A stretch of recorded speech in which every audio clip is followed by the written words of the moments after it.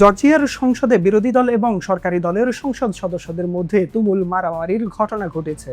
প্রধানমন্ত্রী ইরাকলি কোবাখিৎজের বার্ষিক ভাষণ শেষ হতেই শুরু হয় তুমুল উত্তেজনা।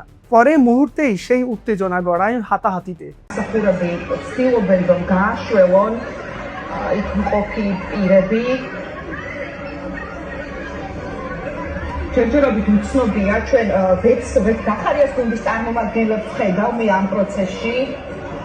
অভিযোগ উঠেছে ক্ষমতাসীন জর্জিয়ান ড্রিম দলের সংসদ সদস্যরা সাবেক প্রধানমন্ত্রী জিওগ্রি গাখারিয়ার দল গাখারিয়া ফর জর্জিয়ার সদস্যদের উপর হামলা চালান, যা মুহূর্তেই মারামারিতে রূপ নেয়। এক পর্যায়ে সংসদ থেকে বেরিয়ে যান সবাই।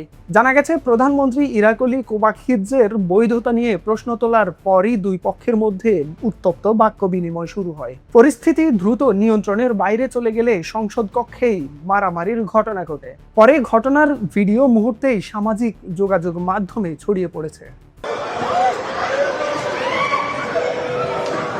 Ochii Irebii